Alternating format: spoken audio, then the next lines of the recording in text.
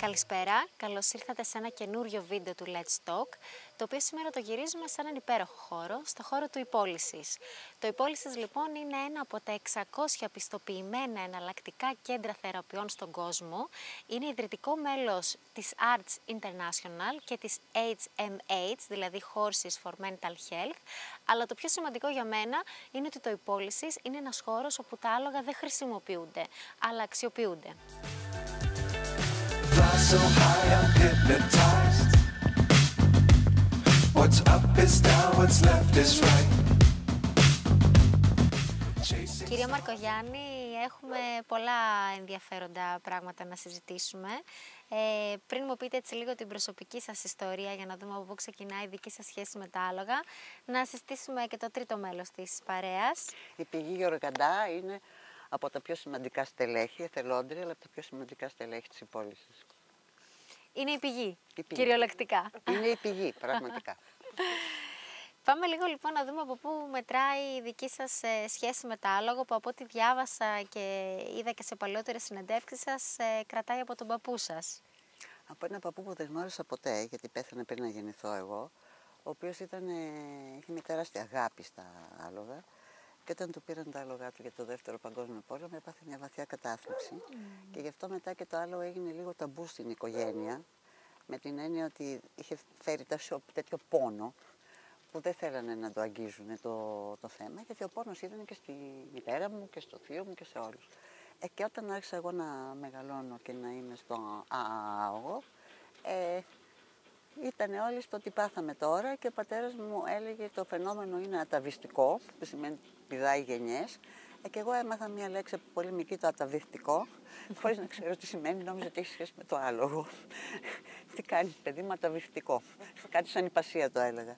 Οπότε συνέχισε έτσι, με μεγάλη αγάπη, με αγάπη όχι τόσο πολύ στον αθλητισμό, όσο στην επαφή, στη σχέση, στη συνεννόηση με αυτό το απίστευτο πλάσμα. Και αυτό ήταν ένα κομμάτι της ζωής μου πάντα. Μετά, καθώς μεγάλωνα, είχα πάρα πολλές απορίες, δεν καταλάβαινα καθόλου. Είμαι από εκείνα τα παιδιά που μεγαλώναν και δεν καταλαβαίνανε τι γίνεται γύρω καθόλου. Δεν καταλαβαίνετε ή δεν θέλετε να δώσετε και σημασία σε όλα όχι, αυτά? έδινα σημασία σε όλα και δεν καταλάβαινα τίποτα. Γιατί από τη μία μεριά όλοι λέγανε ότι ο άνθρωπος είναι το τέλειο δημιούργημα της εξέλιξης, είναι κατ' εικόνα και μοίωση του Θεού. Εγώ μεγάλωνα στη δεκαετία του 50 με μαυροφαρεμένους ανθρώπους γύρω σε μια χώρα που θρηνούσε αυτούς που είχαν χαθεί στο Δεύτερο Παγκόσμιο Πόλεμο και προσπαθούσε να σταθεί στα πόδια της. Όλοι μιλούσαν για ένα πόλεμο. Το πώς το εξαίρετο δημιούργημα και το τελειότερο δημιούργημα της φύσης ή το κατ' εικόνα και μοίωση του Θεού καταλήγει να σκοτώνει ο ένας τον άλλον και να προκαλεί τόση δυστυχία, δεν έκανε λογική μέσα στο μυαλό μου. Και μεγαλώνοντας έβλεπα ότι ναι, έχουμε ένα καταπληκτικό εγκέφαλο, είμαστε πάρα πολύ εξελιγμένοι και πάρα πολύ πετυχημένοι στο να δημιουργούμε δυστυχία. Αυτό δεν κόλλαγε στο κεφάλι μου, δεν το καταλάβαινα. Έλεγα δεν είναι δυνατόν, κάτι δεν πάει καλά. Οπότε μέσα από αυτό το ψάξιμο θα μπορούσα να είχα πάει στη φιλοσοφία όπως πάνε άλλοι. Εγώ πήγα στην ιατρική για να δω βιολογικά τι στην ευχή συμβαίνει με αυτό το πλάσμα που έχει αυτό τον υπέροχο εγκέφαλο που είναι τόσο εξελιγμένο και προκαλεί δυστυχία στον εαυτό του και τους άλλους. Και έτσι οι δρόμοι σιγά σιγά με φέρανε στην ψυχιατρική, όπου έπλεα παράλληλα στην ψυχιατρική και με την αγάπη μου για τα άλογα. Συγγνώμη που διακόπτω, είστε νευρολόγος ψυχίατρος? Είμαι νευρολόγος ψυχίατρος, γιατί τη δική μου την εποχή παίρναμε και τις δύο ειδικότητες. Οπότε ενώ συμπλέαμε, δηλαδή το άλογο σαν δικό μου χόμπι και ανάγκη και η ψυχιατρική σαν σπουδές και μετά δουλειά, άρχισα να συνειδητοποιώ ότι αυτά τα δύο είναι άμεσα συνδεδεμένα, γιατί το άλογο είναι ένα πλάσμα το οποίο μπορεί να καταλάβει, αλλά όχι μόνο να καταλάβει και να παρηγορήσει. Ο σκύλος μπορεί να σε καταλάβει και να σε παρηγορήσει. Το άλογο κάνει επέμβαση, παρέμβαση δηλαδή, με τον τρόπο που σε κοιτάει, με τον τρόπο που σου φέρεται, σε βάζει να σκεφτείς πράγματα. Και τότε επειδή άρχισα να πιστεύω ότι μπορεί να μην πάει κάτι καλά με μένα και εγώ να είμαι λίγο βλαμμένη, άρχισα να ψάχνω τι γίνεται στον κόσμο και ανακαλύψα ότι ήδη στην Αμερική, τώρα σας μιλάω για προ-ίντερνετ εποχή που δεν είχαμε πρόσβαση σε πολλά δεδομένα, ότι στην Αμερική ήδη αυτό ήταν ένα πράγμα που ήταν αυτονόητο, που χρησιμοποιείται τόσο για θεραπεία όσο και εκπαίδευση σε εταιρείες, σε σχολεία, σε ανθρώπους που Για τη θεραπεία λέμε. Χρησιμοποιείται και για θεραπεία, Ναι. αλλά δεν χρησιμοποιείται μόνο για θεραπεία. Χρησιμοποιείται και για μαθήματα αυτογνωσίας και για να μαθαίνεις να μαθαίνεις, που το κάνουν πάρα πολύ και το κάνουν και τώρα στα παιδιά στα σχολεία, πώς να μαθαίνω, αλλά και πώς να συνεννοούμε καλύτερα, πώς να μπορώ να παρατηρώ και να αντιλαμβάνομαι το περιβάλλον, να αντιδρώ γρήγορα, να βρίσκω εναλλακτικές λύσεις και όλα αυτά τα πράγματα, επειδή οι εταιρείες τους αρέσανε, γιατί τα θέλουν από τα στελέχη τους, γίνανε και εκπαιδευτικά προγράμματα για τις εταιρείες. Οπότε όταν εγώ εδώ σε αυτή τη γωνία της Χερσονήσου έλεγα έχω τρελαθεί που νομίζω ότι τα άλογα κάνουν αυτή τη δουλειά, οι άλλοι είχαν ήδη προχωρήσει με έρευνες και κέντρα οργανωμένα. Και μετά μπήκα στον κύκλο του να ξανασπουδάσω από την αρχή. Και σπουδάσατε τι από την αρχή? Την υποβοηθούμενη θεραπεία από τα υποειδή και την υποβοηθούμενη μάθηση, εξέλιξη προσωπική και ανάπτυξη με τη βοήθεια των υποειδών. Και μετά από αυτές τις σπουδές προέκυψε το υπόλυσης. Μετά από αυτές τις σπουδές προέκυψε το υπόλυση, γιατί ήδη στην πορεία των χρόνων είχα μαζέψει διάφορα λογάκια τα οποία είχαν προβλήματα και τα οποία δεν ήταν χρήσιμα στους ανθρώπους και τα οποία μέσα από πολύ αγάπη και πάρα πολύ συνεννόηση είχαμε δέσει και είχαμε κάνει μια ωραία ομάδα με την κόρη μου. Οπότε είπαμε, έχουμε αυτούς τους δικούς μας δασκάλους, ας φτιάξουμε ένα χώρο για να μπορούμε να το δώσουμε αυτό και στους άλλους ανθρώπους. Μια και το αναφέρετε, το είχα διαβάσει ότι όλα τα άλογα που είναι εδώ είναι αρκετά ταλαιπωρημένα, είναι άλογα που δεν θεωρούνταν πια χρήσιμα. Θα ήθελα λίγο να μου σχολιάσετε και την επικαιρότητα με όλα αυτά που έχουν γίνει με αφορμή την άμαξα και το ταλαιπωρημένο άλογο στην Κέρκυρα, αν δεν κάνω λάθος. Γιατί όπως είπα και στο όν μου όταν ξεκινήσαμε εδώ, το Υπόλυσης είναι ένας πολύ όμορφος χώρος, όχι μόνο αισθητικά και όλη η φιλοσοφία που έχετε. Για μας που δεν έχουμε εμβαθύνει τόσο πολύ στην εναλλακτική θεραπεία σας, είναι ωραίο γιατί εδώ τα άλογα δεν χρησιμοποιούνται αλλά αξιοποιούνται. Και θα ήθελα λίγο έτσι να μου σχολιάσετε και αυτή την δυσάρεστη επικαιρότητα. Όλοι μας δουλεύουμε για να ζήσουμε. Η εργασία είναι μέρος της ζωής μας. Τα άλογα όταν είναι άγρια στη φύση πρέπει να εργαστούν πάρα πολύ σκληρά για να επιβιώσουν, για να βρουν να φάνε, να προστατευτούν από τους εχθρούς. Πρέπει συνεχώς να αλλάζουν τοποθεσίες για να βρίσκουν βοσκοτόπια, δεν είναι ότι είναι ξεκούραστα και κάνουν με τη βεντάλια αέρα. Και εκεί εργάζονται πολύ σκληρά για τη ζωή τους.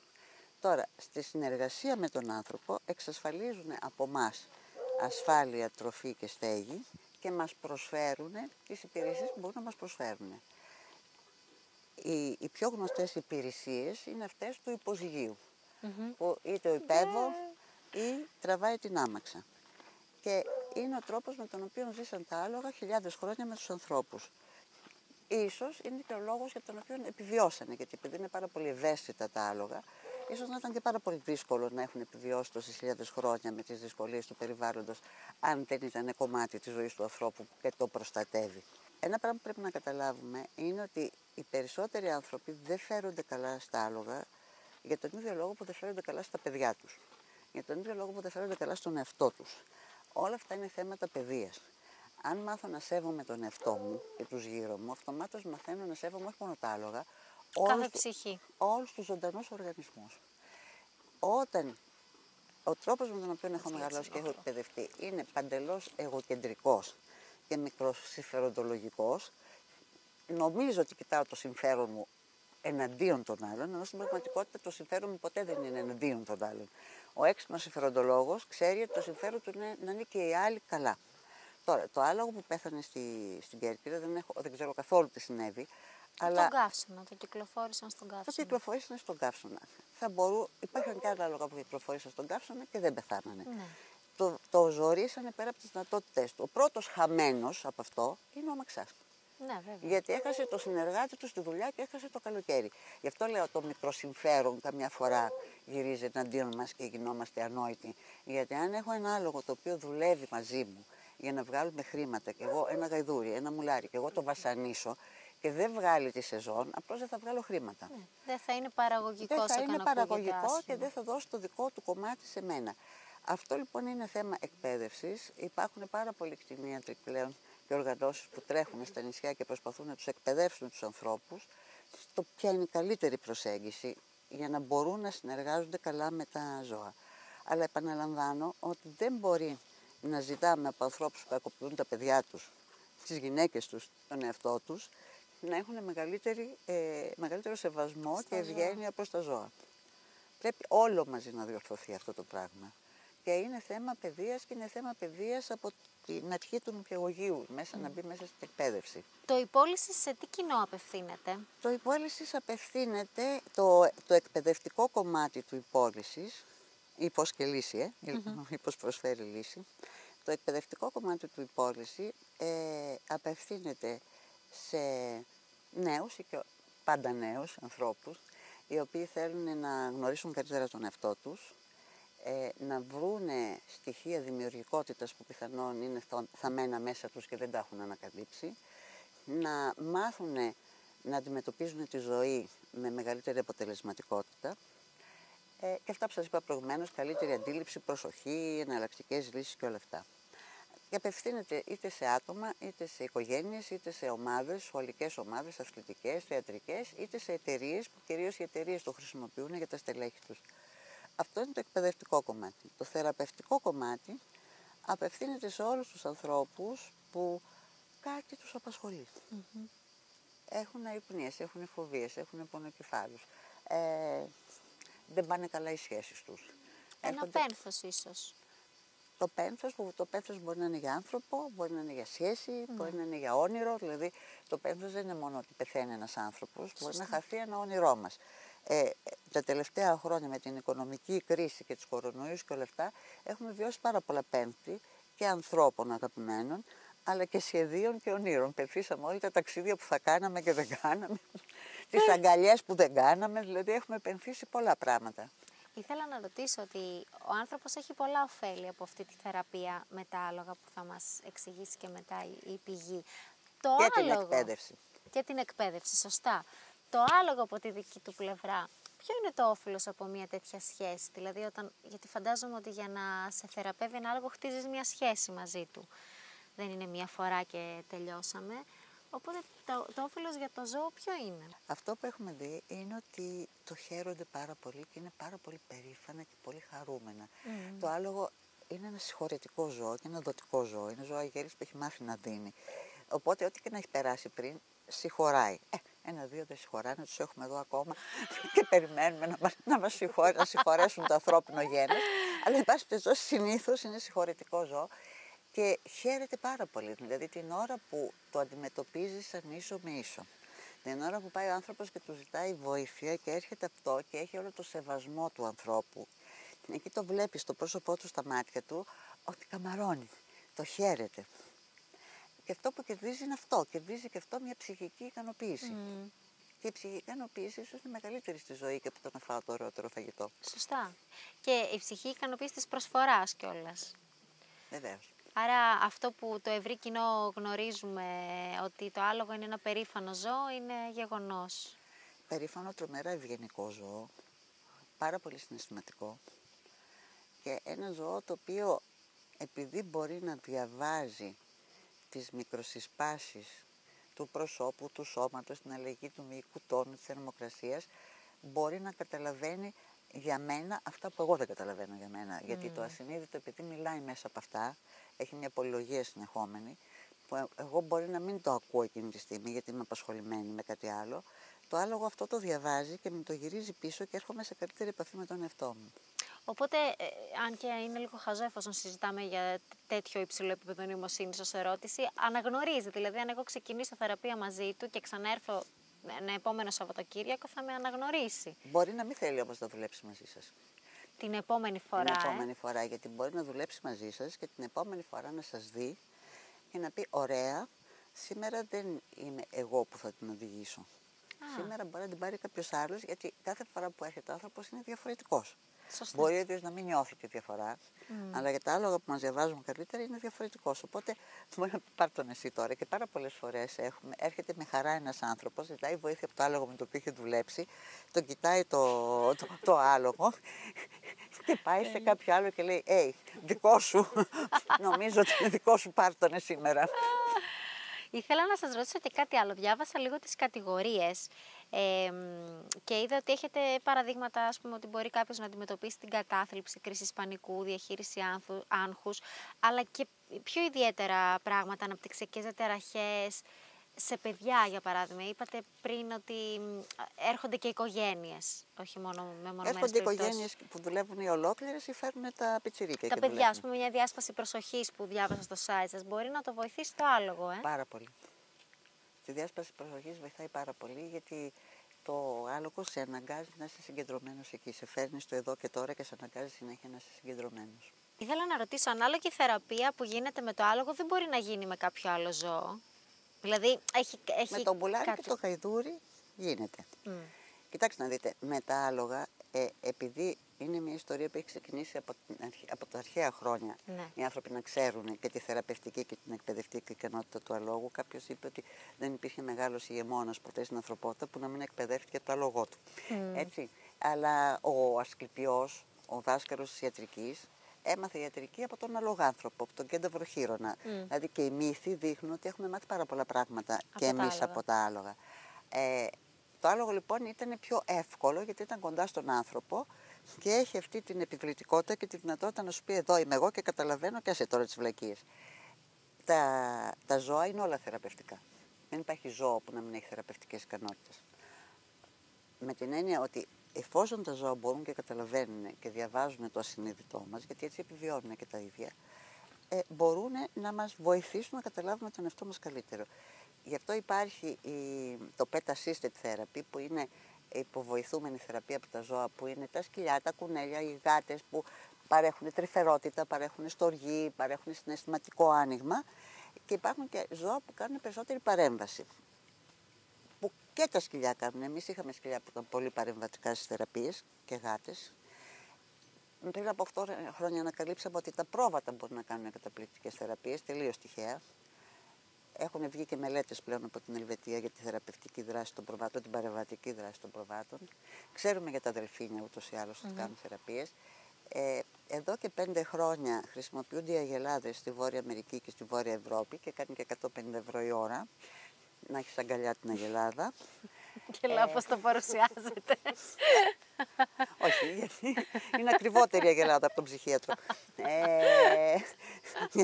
Αυτός κάτι σημαίνει. Έχουν δοκιμαστεί τα γουρούνια, τα οποία είναι πάρα πολύ έξυπνα, είναι φιέστατα. Τα γουρούνια και τα κατσικάκια βοηθάνε πάρα πολύ τα παιδιά. Ιδίως κάτι υπερκινητικά παιδιά με διαταραχή και διάσπαση προσοχής. Βέβαια, όλα αυτά τα ζώα πρέπει να είναι σε ένα πλαίσιο. Τι σημαίνει να είναι σε ένα πλαίσιο? Τα ζώα αυτά πρέπει να νιώθουν πάρα πολύ ασφαλείς για να μην τους βγαίνει η επιθετικότητα. Πρέπει να είναι πάρα πολύ καλά φροντισμένα και να νιώθουν ότι έχουν τον απόλυτο σεβασμό από τους φροντιστές τους. Για να γυρίσουν και να το δώσουν. Γιατί τώρα, αν πάει τα παιδάκι να παίξει με ένα κατσικάκι, μπορεί να τη φάει και την κουτουλιά. Ναι. Το θέμα είναι ότι πρέπει να είναι τα ζώα, δηλαδή, δεν εκπαιδεύονται για να κάνουν αυτή τη δουλειά, αποεκπαιδεύονται. Τι σημαίνει αποεκπαίδευση? Αποεκπαιδεύονται από το να υπακούνε στους ανθρώπους και να είναι σήκω κάτσε και μέσα στο περιβάλλον της ασφάλειας μπορεί το καθένα να αναπτύξει τις δικές του δυνατότητες. Υποθέτω ότι καθώς προχωράει η ιστορία αυτή, γιατί πριν από 40 χρόνια λέγαμε ότι τα σκυλιά είναι θεραπευτικά και μας κοιτούσαν έτσι και λέγανε καλά, αυτή έχει τρελαθεί. Τώρα πια ξέρουμε ότι τα ζώα είναι θεραπευτικά και υποθέτω ότι σιγά σιγά βγαίνουν καινούργιες μελέτες που θα μας δώσουν άνοιγμα σε πολύ περισσότερα ζώα. Αυτά που είναι καταπληκτικά για θεραπείες, που το έχουμε ζήσει και έχουμε συγκλονιστεί με την πηγή, είναι τα μουλάρια. Ναι. Είναι κάτι συνδυάζουν ανάμεσα σε γαϊδούρι και άλογο και είναι συγκλονιστικοί θεραπευτές. Τι έχετε παρατηρήσει δηλαδή έτσι πιο συγκεκριμένα που θα μπορούσαμε να το κατανοήσουμε κι εμείς? Έχουν μία... Εγώ θα κάνω τη δουλειά και παράτα με. Έτσι θα τον πάρω εγώ τον άνθρωπο και εσύ φύγε τώρα γιατί με απασχολείς και μην μιλάς και πολύ, γιατί με ενοχλείς. Και έχουν ένα πράγμα που οι άνθρωποι παθαίνουν ένα σοκ, γιατί τους κοιτάνε και μόνο που τους κοιτάνε ή τους κάνουν λίγο έτσι, λένε το ίδιο γίνεται και με τα άλογα, αλλά πολύ λιγότερο. Με τα γαϊδούρια πολύ λιγότερο. Δηλαδή εκεί που η ένταση θεραπείας είναι εδώ με τα άλογα και τα γαϊδούρια, με το πουλάρι πάει εκεί, πάνε με γκάζι. Και κάποια στιγμή σηκώνονται και φεύγουν, τέλειωσα. Και, δηλαδή δεν είναι να του πεις ότι τώρα θα κάνουμε αυτό και εκείνο. Μουλάρωσε. Δικό μου. Είχαμε παλιά ένα μουλάρι το οποίο δεν ήθελε να φύγει από τις θεραπείες, δεν άφηνε κανέναν άλλο να δουλέψει. Πήγαινε και τους έδειχνε τους άλλους και καθόταν να δουλέψει. Και έπρεπε να πάω να αλλάξω ρούχα, να φορέσω πιτζάμες για να πάει στο στάβλο να φάει. Να καταλάβετε ότι τελειώσατε δηλαδή, σχολάσαμε. Απίστευτο. Κυρία Νίκη, είστε και διεθνής μέντορα Γκάλα και μου είπατε πριν ότι το Υπόλυσης είναι και ιδρυτικό μέλος του Arts International και του HMH. Ναι. Να τα πούμε λίγο και αυτά. Το Γκάλα είναι η πρώτη οργάνωση που, όπως όλες τις δουλειές, όπως οι διάφορες σχολές της ψυχιατρικής και της ψυχολογίας τσακώνονται μεταξύ τους 150 χρόνια, έτσι και σε αυτή τη δουλειά όλοι τσακώνονται μεταξύ τους και που τσακώνονται στην Αμερική που είναι τα πολλά κέντρα και που εκεί έχει ξεκινήσει. Οπότε το 1999 δημιουργήθηκε το Γκάλα, Equine Assisted Growth Learning and Development, το οποίο πλέον μπήκε σε διεθνές επίπεδο, έκανε standardized τη μέθοδο, ώστε όλοι που κάνουμε αυτή τη μέθοδο να έχουμε μια κοινή εκπαίδευση από πίσω, για να μιλάμε την ίδια γλώσσα και να μπορούν και να είναι και συγκρίσιμα τα αποτελέσματα των ερευνών. Κάποια στιγμή και αυτοί τσακωθήκανε. Γιατί δεν είναι μόνο ελληνικό φαινόμενο να τσακώνεται ο κόσμος. Και επειδή ψιλοδιαλύθηκε το σύστημα, φτιάξαμε το Arts, Arenas for Change, και το HMH που είναι Horses for Mental Health, που είναι πάλι διεθνείς οργανισμοί, πάλι δίδουν εκπαίδευση, έχουν πάλι τη μέθοδο, προχωράει συνέχεια η μέθοδος, δεν τελειώνει ποτέ, γιατί επειδή συναντιόμαστε συνεχώς διαδικτυακά και ανταλλάσσουμε τις εμπειρίες μας, η μέθοδος είναι μια ζωντανή μέθοδος η οποία προχωράει και αναπτύσσεται. Και επίσης στον κόσμο υπάρχουν ακόμη μόνο 600 πιστοποιημένα κέντρα εναλλακτικών θεραπείων με άλογα, που είχα δει κάποιο site. Καταρχήν δεν είναι εναλλακτική θεραπεία. Είναι θεραπεία. Okay. Δεν υπάρχει εναλλακτική θεραπεία. Οι θεραπείες είναι θεραπείες. Ναι. Εμείς δεν παριστάνουμε την πανάκια. Δεν είμαστε κάποιοι που λέμε λύνουμε όλα τα προβλήματα. Σε κάποιους ανθρώπους που μπορούν να λύσουμε τα προβλήματα, κάποιοι άνθρωποι μπορούν να κάνουν και την κανονική ιατρική, την κλασική ιατρική μαζί με εμάς. Αλλά η έννοια εναλλακτική δημιουργεί ένα χάος, γιατί ο καθένας βγαίνει και λέει εναλλακτικό και ό,τι και δεν θεωρείται ιατρικό πολλές φορές, ενώ ας πούμε εσείς είστε ψυχίατρος. Εγώ είμαι ψυχίατρος, τα παιδιά είναι όλα εκπαιδευμένα, ναι. Είναι είτε είναι σαν την πηγή που είναι αλογάνθρωποι, που ξέρουν την ψυχολογία του αλόγου, έχουν σπουδάσει την ψυχολογία του αλόγου και έχουν μπει από αυτό, γιατί δουλεύουμε σε ομάδες που ένας είναι ψυχική υγεία και ο άλλος είναι ο αλογάνθρωπος, γιατί πρέπει να καταλαβαίνει τα άλογα, ή είναι ψυχολόγοι, παιδοψυχολόγοι.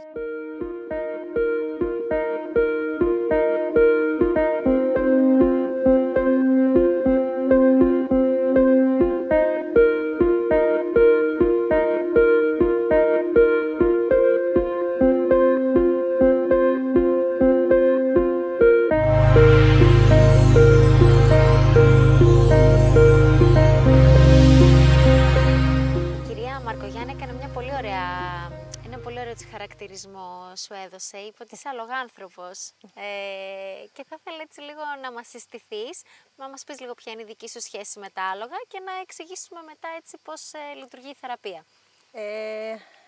Το αλογάνθρωπος είναι, περνάω πολλές ώρες μαζί τους, έτσι, δεν είναι απαραίτητο να κάνεις κάτι ή θέλω να κάνω, μου κάνεις αυτό ή εκείνο το άλλο, περνάς πάρα πολύ χρόνο μαζί τους και απλά υπάρχεις. Και είναι ένα μεγάλο μάθημα το οποίο σου δίνουν αυτά τα πλάσματα, στο να είσαι στο εδώ και τώρα και απλά να είσαι μαζί τους, χωρίς να έχεις κανένα εγώ εκείνη τη στιγμή, ότι θέλω να κάνεις κάτι για να μπορέσω κι εγώ να αισθανθώ καλύτερα. Δεν θέλω να κάνεις τίποτα, απλά κάνουμε παρέα μαζί. Αυτή είναι η ουσία. Και είναι ίσως, συγγνώμη που διακόπτω, είναι και αυτό που είπε η κυρία Μαρκογιάννη πριν, ότι τα άλογα σε μαθαίνουν να είσαι στο παρόν. Ναι. Αυτό που λες το επιβεβαιώνει. Αυτό είναι το μόνο σίγουρο, γιατί πέρα το ότι είσαι δίπλα σε 500 κιλά και εκεί αναγκαστικά είσαι λίγο στο προσέχω και τον εαυτό μου, το οποίο είναι ένα από τα μεγάλα μαθήματα που σου δίνει αυτό το πλάσμα. Από εκεί και πέρα το να είσαι στο τώρα είναι πολύ δύσκολο αλλά και πολύ απλό ταυτόχρονα. Γιατί δεν μας το έχουν μάθει στην καθημερινότητα, συγγνώμη. Το μόνο που μας έχουν μάθει είναι να τρέχουμε, να προλάβουμε 1002 πράγματα χωρίς να χαιρόμαστε. Υπάρχει πολλοί κόσμος που τουλάχιστον ακούμε εμείς εδώ στη συνεδρίαση, οι οποίοι δεν ξέρουν πώς να χαρούν το τώρα, δεν χαίρονται με πράγματα μικρά. Το να πάω μια βόλτα με μια φίλη μου και να περάσουμε καλά μια ώρα. Δεν το χαίρονται αυτό και μέσα από όλη αυτή τη διαδικασία αυτά τα πλάσματα μας το μαθαίνουν, μας το θυμίζουν γιατί το ξέρουμε, το μέσα μας ξέρει. Και αυτά ξέρουν ότι το ξέρουμε, απλά προσπαθούν να το βγάλουμε έξω. Επίσης τα άλογα είναι και πλάσματα που έχουν μάθει, ζουν με τη φύση τους, δεν έχουν ποτιστεί όπως ο άνθρωπος με Αυτό άλλα ακριβώς. πράγματα της σύγχρονης καθημερινότητας. Αυτό ακριβώς. Θέλω να δούμε λίγο το κομμάτι της θεραπείας. Ας πούμε ότι εγώ ήμουν μία, έρχεται και η Κάμελ, είμαι μία θεραπευόμενη. Μπαίνω μες στο χώρο. Ποια είναι η διαδικασία, γιατί από ό,τι έχω ακούσει σε συνεντεύξεις σας και διαβάσει, το άλογο μας επιλέγει, δεν επιλέγουμε εμείς το άλογο. Υπάρχει και μία αλληλοεπιλογή. Έτσι εδώ μέσα αρχίζουμε, είναι αυτό που είπα και πριν, ότι ανοίγουμε τις αισθήσεις μας και μαθαίνουμε αυτό που ξέρουμε, αλλά δεν το θυμόμαστε λόγω της φασαρίας του κεφαλιού μας. Δηλαδή το αλληλοεπιλέγουμε τι σημαίνει, ότι θα μπω στο χώρο με τα πλάσματα αυτά και ζητάω βοήθεια. Η διαφορά εδώ είναι ότι πρέπει να εννοείς το ζητάω βοήθεια, όχι απλά να το λες ζητάω βοήθεια και να περιμένεις. Εννοώ, που σημαίνει ότι αυτό είναι μια ενέργεια το οποίο θα την πάρει το άλογο, ο βοηθός μας, και ή κάποιος θα επιλέξει να έρθει και εσύ αυτόματα θα γνωρίζεις ότι ναι, έχουμε αλληλοεπιλεχθεί γιατί αισθάνομαι καλά. Έτσι. Πολλές φορές κάποια τέτοιες λεπτομέρειες είναι δύσκολο να τις εξηγήσεις, όμως όταν εκείνη τη στιγμή λες στον άνθρωπο χωρίς σκέψη ποιον θα διάλεγες από αυτούς εδώ που είδες μέχρι στιγμής, θα διάλεγε αυτόν που έκανε μια κίνηση παραπάνω, γιατί αυτή είναι που αναγνωρίζει. Άμα κάτσεις και σκεφτείς 1002 λεπτομέρειες, εκεί νομίζω το χάνεις λίγο γιατί μπαίνει σε ανάλυση η οποία δεν χρειάζεται. Αυτή τη στιγμή χρειάζεται να ανοίξουμε τις αισθήσεις μας και να θυμηθούμε τον εαυτό μας, να το πω διαφορετικά. Άρα πιο πολύ ενστικτωδώς γίνεται η αλληλοεπιλογή. Ναι. Και το επόμενο βήμα, ας πούμε ότι το άλογο και ο άνθρωπος έκαναν την επιλογή τους. Ποιο είναι? Κοιτάξτε, εμείς έχουμε εδώ μία άσκηση η οποία είναι εισαγωγική για να μπορούμε να δούμε και εμείς κάποια πράγματα, όμως μπορεί να αλλάξει αυτό και να ακολουθήσουμε αυτό που μας λένε τα άλογα, γιατί εκείνη τη στιγμή μπορεί το άλογο να δει κάτι το οποίο είναι εντελώς διαφορετικό από αυτό που σκέφτεται ο άνθρωπος ή από αυτό που σκεφτόμαστε κι εμείς. Οπότε το παίρνουν πάνω τους και μέσα από την παρατήρηση που κάνεις με το να είσαι συνέχεια δίπλα τους, αρχίζεις και καταλαβαίνεις πώς λειτουργούν. Γιατί εδώ τα άλογα μπορεί να αλλάξουν το χαρακτήρα που έχουν, που συνήθως αυτό γίνεται και παίρνουν χαρακτηριστικά του ανθρώπου που δουλεύει μέσα. Οπότε ούτε κι εμείς εκείνη τη στιγμή καταλαβαίνουμε τι είναι αυτό που δουλεύει ο άνθρωπος, όμως είμαστε παρατηρητές και μέσα από τη διαδικασία της κίνησης του σώματος του αλόγου, του κάνουμε του κάθε πελάτη και ανθρώπου που έρχεται εδώ, το έκανε αυτό. Τι σημαίνει? Δεν είμαστε εδώ για να κρίνουμε, έτσι, το ένα κομμάτι είναι αυτό. Δεν είμαστε και εδώ για να γνωρίζουμε. Εμείς είμαστε εδώ για να κάνουμε την παρατήρησή μας ποια είναι η κίνηση του αλόγου, ώστε να βοηθηθεί ο άνθρωπος να πάρει την πληροφορία αυτή. Γιατί το πρώτο πράγμα που σκέφτεσαι όταν βλέπεις αυτά τα υπέροχα πράγματα είναι «Wow, είμαι δίπλα σε ένα άλογο». Αλλά είμαστε εμείς εκεί για να βοηθήσουμε στη διαδικασία αυτή, βοηθώντας με τις λεπτομέρειες της κίνησης που κάνει το άλογο. Και μέσα από αυτή τη διαδικασία, είτε το πιστεύετε είτε όχι, αρχίζει σιγά σιγά ο άνθρωπος και ανοίγει και αρχίζει και καταλαβαίνει. Ήθελα να σε ρωτήσω, το άλογο είναι από την αρχαιότητα μεγάλος δάσκαλος, όπως συζητήσαμε και πριν και γνωρίζουμε. Ο άνθρωπος έχει αλλάξει, έτσι, μες στα χρόνια. Η διδαχή όμως του αλόγου παραμένει διαχρονική. Ως αλογάνθρωπος, τι πιστεύεις, ποιο είναι αυτό το στοιχείο που διατηρεί αυτή τη διαχρονικότητα?